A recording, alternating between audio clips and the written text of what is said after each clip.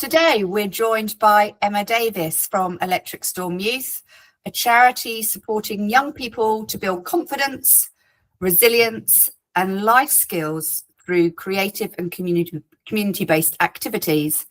I'm Karen Jefford, and alongside co-hosting is my colleague Alessandro Calzolari for the Human Advantage. I also work part-time as a CEO for Electric Storm Youth, and I want to share that at the start for transparency, because today's conversation is about promotion, it's about reflection, and who better to give that reflection than Emma, who brings real value and perspective from the operational communication side, often not always customer facing or service delivery, but is often behind the scenes, and it's where the realities of growth, visibility and partnership actually live. It would help if I got my teeth in, wouldn't it? Mm-hmm. Emma, it's really good to have you. Thank you so much for sharing some of your time with us today. We're really keen to dive into what it actually looks like behind the scenes, because so much goes on in terms of the communication, the challenges and the partnerships that help grow charities. Well, thank you both for having me, and good afternoon to you both.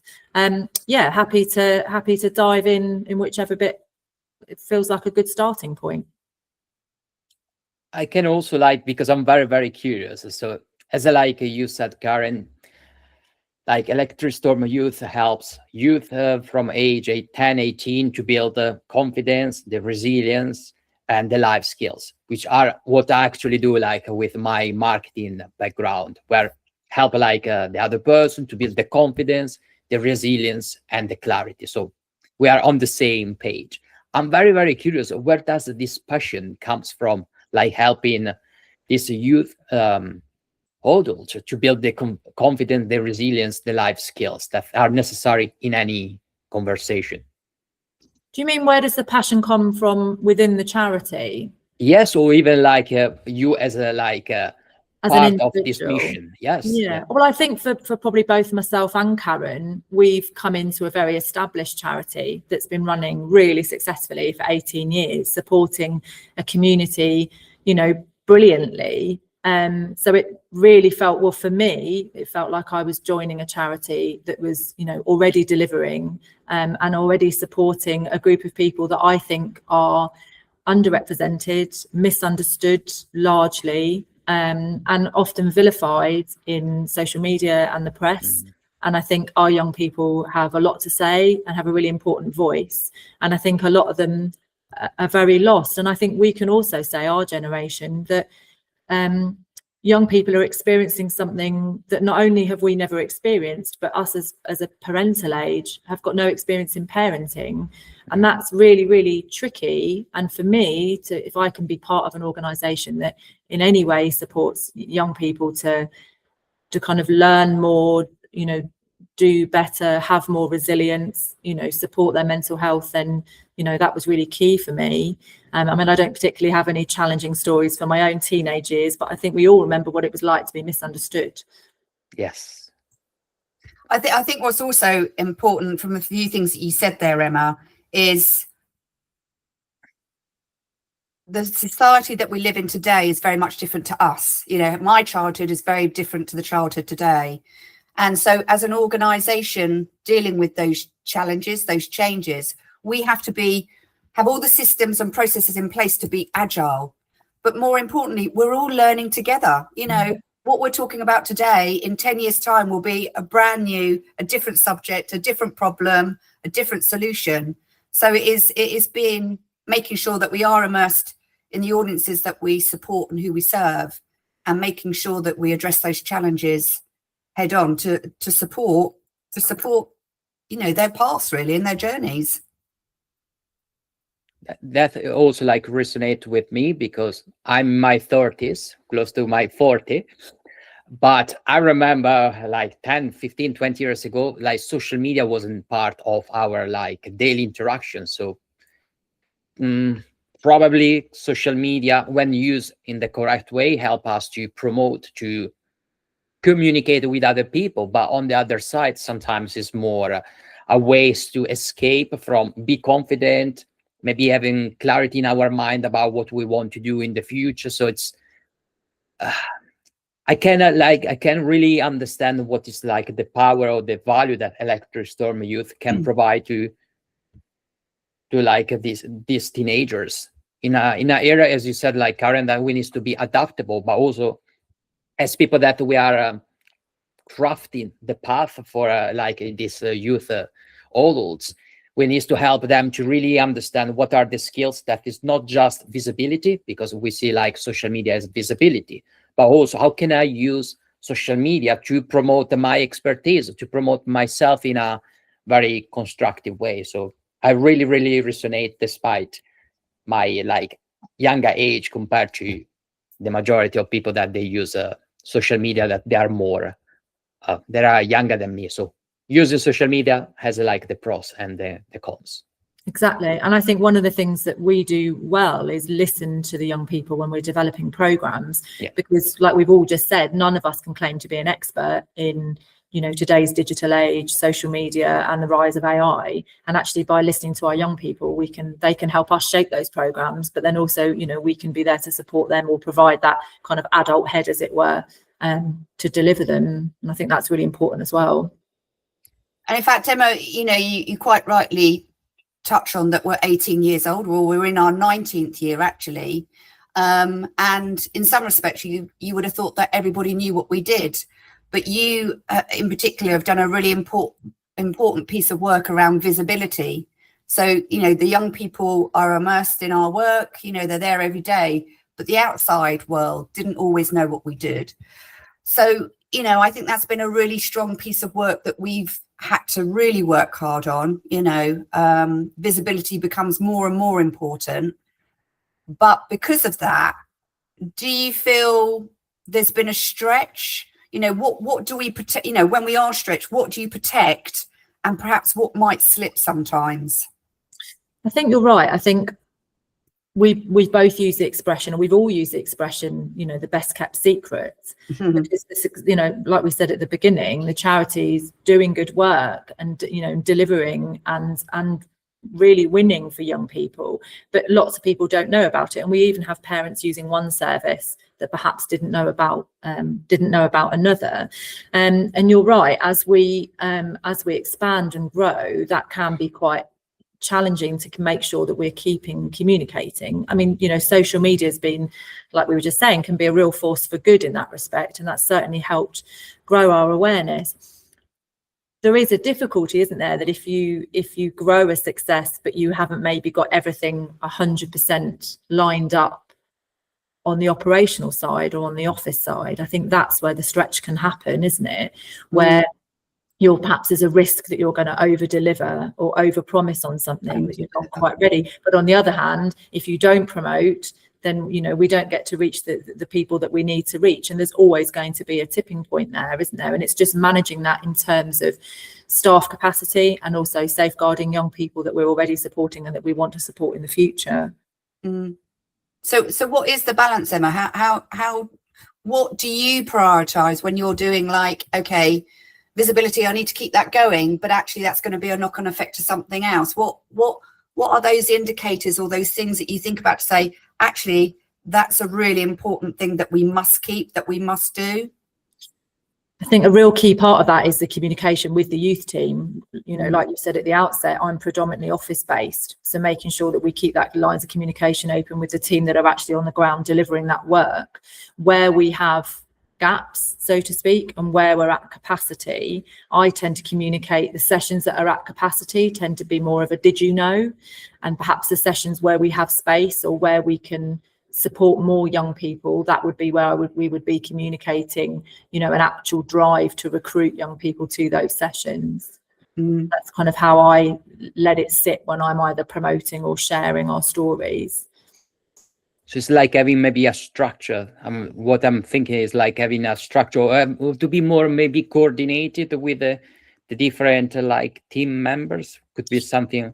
Yeah, I mean, communication is a challenge within this organisation, predominantly because of where our work is based. So, you know, we're all part-time apart from one member of staff, and the youth team work in a variety of locations out in the community, you know, in the local schools, but also based at the office as well. And we all work different days, so communication is always challenging, and that's been a big thing for both myself and Karen to improve on, and that is difficult. And I think most charities will have the same difficulties, because a lot of charities are operating out in the community and within an office. And let's not forget that we have our shop as well, so we also have a fantastic team up there, and they need to be part of that communication message as well. But yeah, certainly in terms of communicating about sessions, I tend to focus on what I know is at capacity and what I know, you know, we have room for, and adjusting the communication messages accordingly. Did you like that nice little promotional bit there, Alessandro? She's great. That's why we've got Emma in the job. She nicely put in the charity shop there. Well done, Emma. Which I think also, like, in terms of clarity in what do you want to achieve. So what I'm experiencing, if I put myself in your shoes, or if I'm listening to you, I see like there is the clarity. There might be need like a structure coordination, but the clarity in terms of the mission, I think, is a really, really strong point already. Yeah, and I think the team all know that now. I think we all know where we are and where that sits. It's just at the moment, I think we all feel like we're on this edge of expanding, and it's just getting that right while still protecting, you know, the capacity of the team we've got, and also protecting the safeguarding of the young people to make sure that each session we run is being run well, but also expanding as we need to do as a charity so we can reach more young people. I'm very curious. Oh no, go ahead. I was going to say, Alessandro, I think that's a common theme throughout all of our conversations, isn't it? Capacity. You know, where does growth come? What do we do more of? Where are the stretch opportunities? We know what we need to be doing, but we haven't got enough people or resources to be able to do it. It's a common theme throughout the charity sector. Yeah, where we're so reliant on, you know, if say we need a new space, for example, we have to factor in cost, we have to factor in availability. You know, if we're going to reach young people, there's only specific times of the day that we can do that as well, and that obviously has to be factored in, and they're all challenges, aren't they? So when we look in terms of like communication, so what has quietly stopped working now that the organization can no longer rely on familiarity alone? Many times we gravitate to something which is familiar, but we don't take into consideration what we call like the cost of quiet growth. So we grow, but maybe it's very, very slow because we gravitate to something which is familiar rather than what it actually help us to move the needle. I think that's something as a charity we're still learning, certainly. I think what's worked well in the past is small one-to-one conversations with people that we know and people that we're already working with. So that might be teachers and staff within schools, that might be the community, other community groups that we've historically worked with. I think where that no longer works is that we need to expand and diversify our income. And so we need to get out into the wider community, into areas across Ada, not just in our local high street, and make sure that we're communicating those messages, but also that we're all communicating the same thing.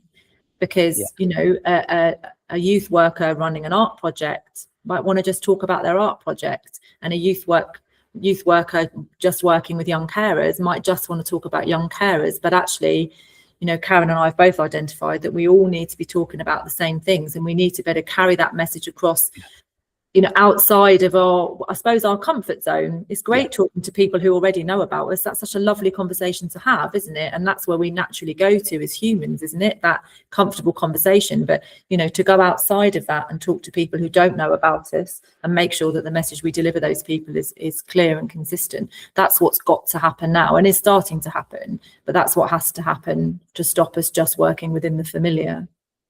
Alessandro, I'll let you into a little secret. At Christmas, I made them all work on the 23rd of December. She did. I can vouch for that. She did bring chocolates. There were chocolates. There were chocolate and there were presents. And I did a little quiz. And the quiz was around, you know, when did we start? You know, what was the year that we started? And how many services do we run?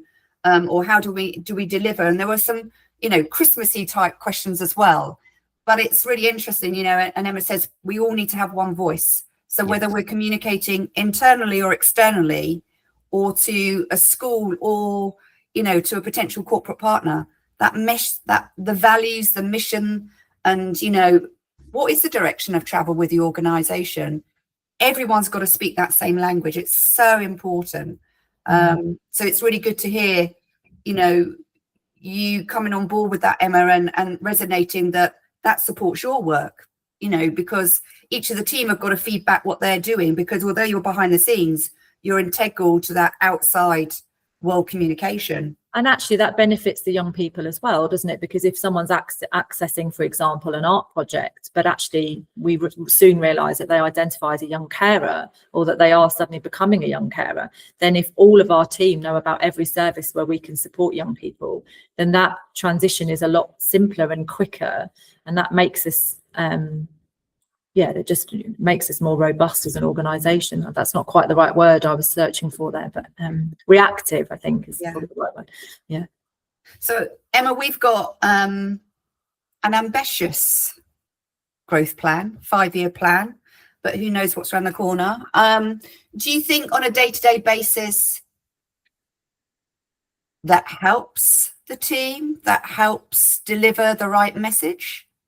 I think it gives everybody a direction. I think if we all know now where we're heading and what that 5-year plan, long-term plan looks like, certainly, I think it's great to have something to go to every time if you're asked a question or there's something come up that you're not sure about. If you can always refer back, does it fit in with that 5-year plan? And that 5-year plan certainly, can have some wiggle room. But yeah, to give us that overall direction, I think certainly helps the team align in the direction that we all need to be heading in. I think prioritization, probably you have a question about that, Karen, but when I work with clients, they have let's say, let's look at the next 12 months, 3 years, 5 years. And when they show me like the business plan or the marketing strategy, they have like 50 different priorities. I say, wow, if you want to do 50, we need to have a team of people. So how do you usually look at the priorities? Probably you have now already some priorities where we give top priority, despite we might need to go outside of our comfort zone. How do you usually maybe manage all these different things that you want to do all of them, but unfortunately we can't do all of them? There is any suggestion? How do you usually do this part? Do you want me to pick that up, Karen? Is that I would. I think for Electric Storm, one of our key, for all charities, funding is such a big thing. You want it to sit in the background, but actually without funding, we can't support the people we're supporting, whoever the charity or, organisation is. And one of the things at Electric Storm is that we are amazingly funded as a community partner from the National Lottery, and that's fantastic. But we need to make sure, and all organisations need to make sure that, we have a bigger diversification of income. And I think that has to sit probably as our first priority, because actually from that everything stems. Delivering the service to young people, that all comes from our funding. And if we want to still be here in another 18 years, we need to absolutely be certain that we've got a range of income supporting us. Okay. I think, Emma, one of the key things that you and I have been working on is the diversification of income. We've got to remain agile, we've got to be responsive, and you can't rely on a single source. And one of the areas that in particular we've started work on, and you've been successful in, is building those partnerships. But how easy do you feel it is for individuals to respond to that as opposed to the organization? I think about do you feel everyone in our organisation could articulate it as strongly as we could, to build those relationships? I certainly think they could more now than they could a year ago. I think they're certainly there with it. I think we've certainly got more of a business head by just the very nature of our job roles. So I think we can maybe think more on the spot if we're responding to just a conversation at a networking event, and someone, we're probably more likely to spot an opportunity maybe than some of the youth team, because their skill set lies in working with young people. And although, it doesn't matter how clear they understand the message or the needs or the direction of the charity, I still think that perhaps it might not be quite as clear to them as it is to two people with a bit more of a business mindset. What do you think we could do to improve that, or organisations collectively could do to improve that? I mean, we've talked a lot about communication, but what is that? How do we do that? I wonder whether, I mean, we talked a lot, certainly when I first started, because although I'd worked in the charity sector before, I hadn't worked in the youth sector before. And one of the things I voiced really early on was that I'd like to go to some sessions, you know, and find out more about what we do and meet some of the young people we support. And I think that's not possible in every service area that we deliver, but I certainly have a clearer understanding now. And I wonder whether that would work the other way. You know, if some of the youth team came to, you know, some of the more relaxed networking events, they'd get a bit more of an idea of how that relationship works and how important it is. You know, we've talked before, haven't we, about it's not just about making us charity of the year, is it? It's about finding a partnership that works on lots of different levels. It doesn't just have to be an exchange of money. And maybe if some of the youth team were part of those early conversations, it would help them, because it's a skill, isn't it? It's learning a skill. It's not just about, I'm sure if you sat down and asked them to write it down on a piece of paper, they'd understand it.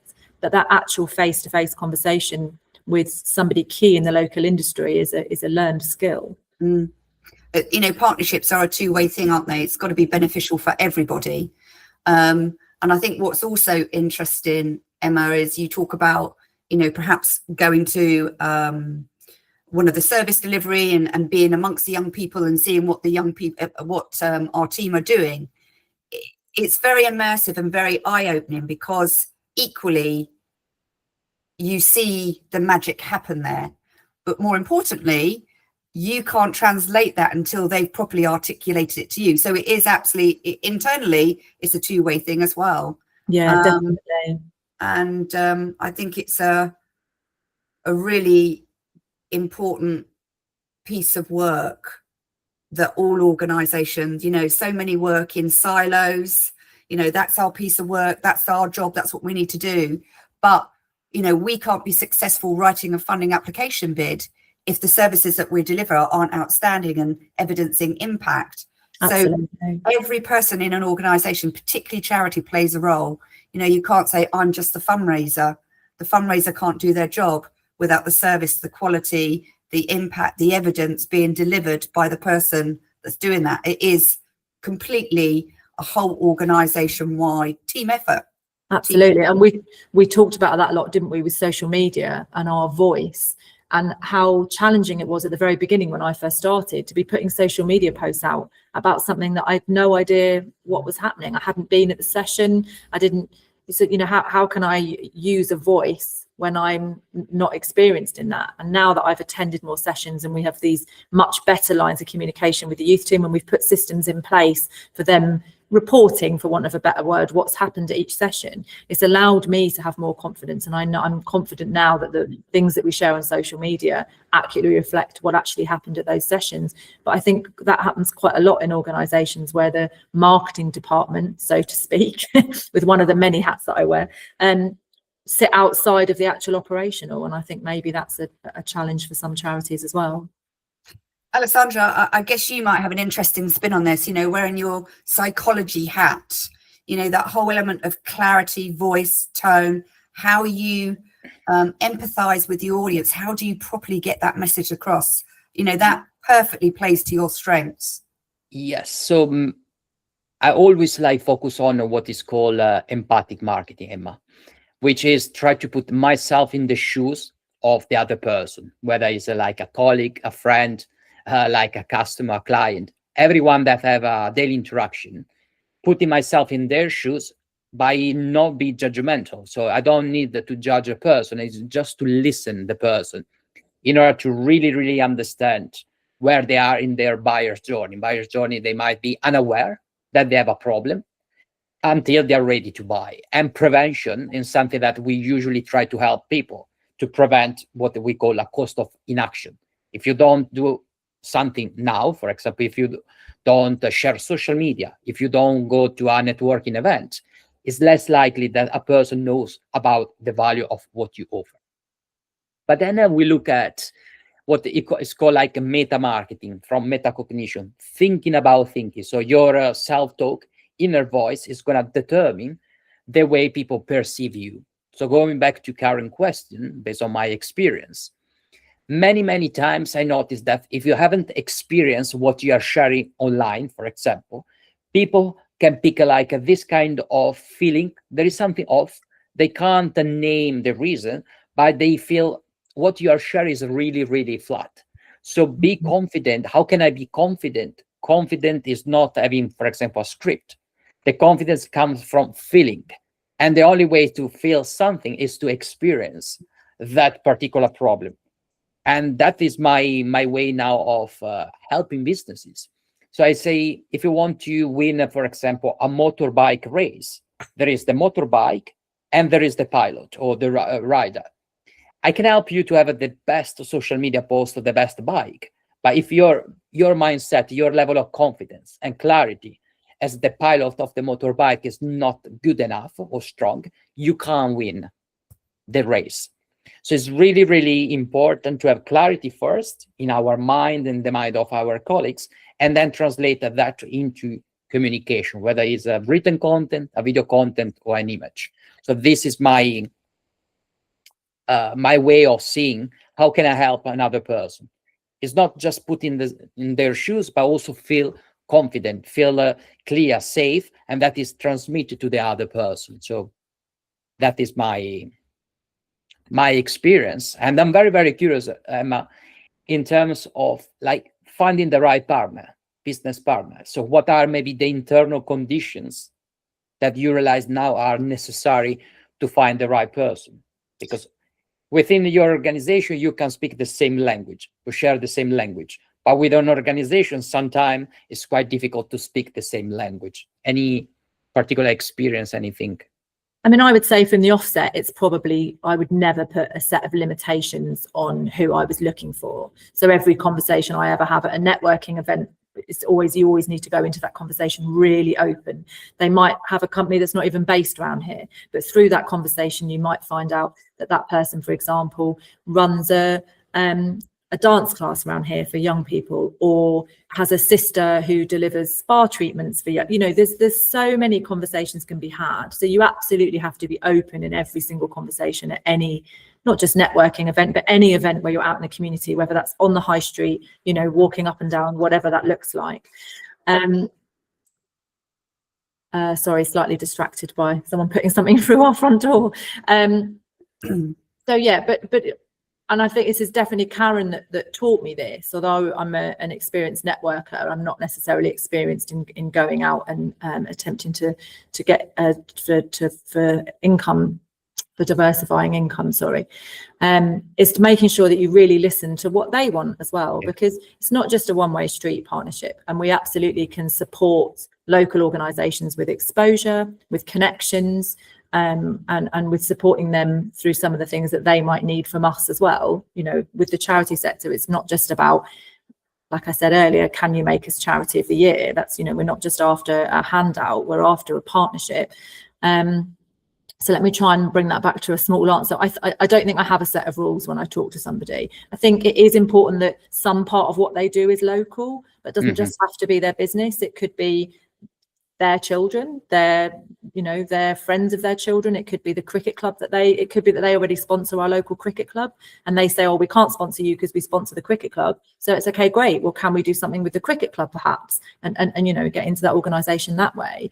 And something else is just to continue those conversations. They might not be in a position to support us now, but that's not to say they can't in a year. So you just have to keep those relationships ongoing and make them feel that you're not just going with a shaking pot asking for money. That's really important, that you really listen to them about their business as well.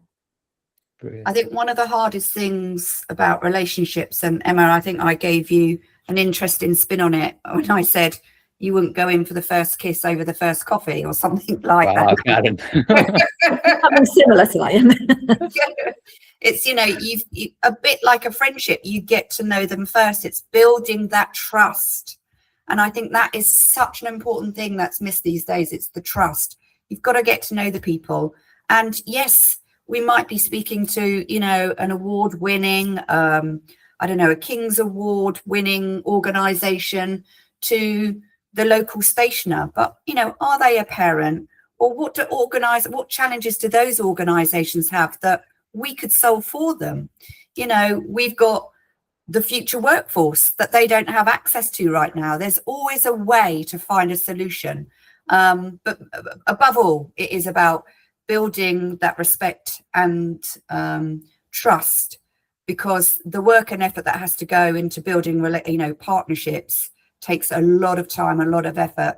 And, you know, we had an earlier conversation, there's just not enough bodies to go round to be able to have all those conversations. So the conversations you have got to mean something. You know, there's a certain amount of research and investment in time you've got to put in to make sure that these aren't, you know, one trick wonders, that they are year after year supporting you.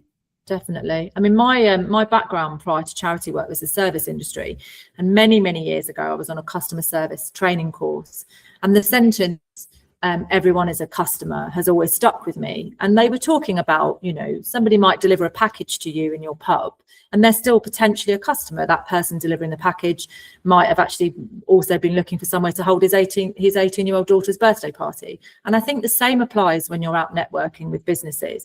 Just because you're talking to someone who there isn't a match available right now, you don't know what their partner does, you don't know, they might change jobs in 6 months' time and move to an organisation that actually can support you.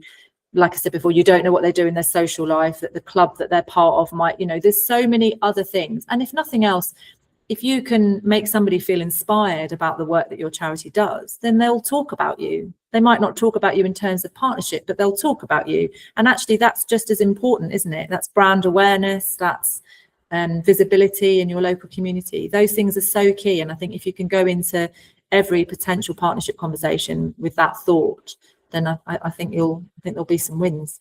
And this resonates a lot when I say, many people ask me, how can I build the trust? I usually say, in order to build the trust, you need to build, first of all, the familiarity.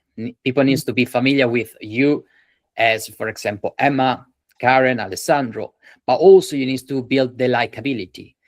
And to build the familiarity, the likability, in order to build the trust, you need to be consistent with a message. I don't know if you have experienced that many people are excited about maybe a project, but then they don't talk about in a consistent way. Because when we are consistent, we build the familiarity, the likability, and then the trust. But sometimes, like this level of consistency is something that is really many people lack in terms of consistency. I think there's always a great downfall, not just for charities, this is businesses as a whole, that when you're working in all the time, you forget that everybody else doesn't automatically know what you do. Yes. Because you know what you do, and you forget to tell people what you do. And so you might go out and say, oh, I'm from Electric Storm Youth. And you just think it's easy to forget that not everybody knows who we are and what we do. You know, we talked before about the fact we have a charity shop on the high street, and often that's our most visible location. So there are some people and they think that's the only thing that we have.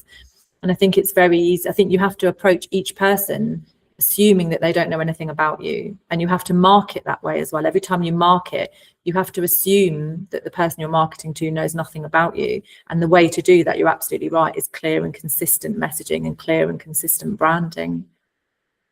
Emma, aware we've got a captured audience that are listening to our podcasts, you know, based upon your experience in another sector, another industry, and where we are today as a charity today, what would be your top tip in terms of one voice within an organisation? I think you have to keep it really, really simple. I think the paragraph of text, or however you want to frame that, has to be very, very simple, and it has to encapsulate as much of what you deliver as possible. And I think, again, it's very easy to look at a mission. Some people's mission statements, if you didn't know the name of the charity, wouldn't actually tell you what they did. And I think sometimes, and it's the same with branding, with company branding, and you know, sometimes it's maybe you need to put that out to a test audience who've never heard of you and say, if I told you this, could you tell me what we do? And actually, you might be surprised to hear that actually they can't tell you what you do from that one simple sentence, or your mission statement, or the paragraph, or your elevator pitch, whatever it is that you put out time and time again on every marketing platform. Almost put it out to a group of people who don't know who you are and ask them to say. But yeah, I think it needs to be less is definitely more when it comes to encapsulating what you do. I think mission statements are interesting, and I often, I've developed a 7-step framework purely for charities, for all the challenges that I have, storytelling, mission statements. And I often ask the question, who's shared the mission statement with you? Have you just read it on a document? Has it been translated from another colleague that's worked there for a period of time? Or have you actually heard it from the horse's mouth, for instance, the founder? Because when it gets articulated time and time and time again, that information gets diluted, and then you get several different versions of what that mission statement is or what you're trying to achieve. So I think it's really important that, your storytelling, your mission, how that's articulated, you are one voice, one team that shares that. And it's another reason that Alessandro and I have started the Human Advantage as well, is the introduction of AI. All of us can say, wow, it's amazing. It's a time saver, and it contributes to elements of our work. But actually, can it really articulate the passion, the feeling, the emotion of what we do day in, day out? And do you feel what you are saying? That is the other problem, because if AI is going to create you the value proposition or statement, the mission statement, do you feel what you are saying? Because if AI is going to create something, and you are in a networking event, this is what I experience almost every time, you don't feel what you are saying. If someone say what you do, and I'm sharing what I do, but it's created by AI, I don't feel what I'm saying, and the other person cannot even share what I do to someone else. They might not be my ideal clients, but they know, as you said, Emma, maybe my ideal clients. If I don't feel what I'm saying, they don't feel, and they don't even understand my value proposition, my mission, what I do, so they can't introduce me to someone else. So AI, I love AI, but AI needs to help us, is our companion, rather than someone that is going to substitute us. Yeah, I mean, I really feel like our message on social media connected more when we introduced that form asking the youth workers to put in quotes. So quote from them, quote from a parent, quote from a young person, because nothing says it better than actual voices, real quotes. And they don't have to, it doesn't matter if they're not phrased right. It doesn't matter if they're, if they haven't got their grammar right, it doesn't matter, because that's what makes it feel authentic, because it is authentic. And again, and I sometimes have to say to the youth team, I don't need you to write the social media post for me. I just need you to say in your own words how it went, how you felt, how they felt, what kind of things were said. And then that gives that real natural voice to when we're sharing what went on at a session, because we're using actual quotes, even if we don't actually put them in quotation marks, that voice is getting through. People buy people, don't they? I love people. My husband calls me nosy, but I'm genuinely interested. But I think the team dread it when I go out and I've spoken to people. I come back, I've got an idea, and it's like, oh my God, it's another idea. But it's because of the passion and, a light bulb moment that I've seen or I've heard of our experience from somebody else's perspective. And Alessandro, I think you can concur, both you and I felt quite passionate and emotional after this morning's, interview, because we were hearing the real life experience of what other people live. Human wins the day every day for me. Absolutely. I think what feels clear as we close is that when you put in the shoes of the other person, you speak the same language, and as you said, Emma, like the actual language, not like a sophisticated language, is what makes us like human, unique, because people perceive, as you said, today was very, very emotional, one of the interviews, because the other person was like sharing from the heart rather than just from a logical point of view.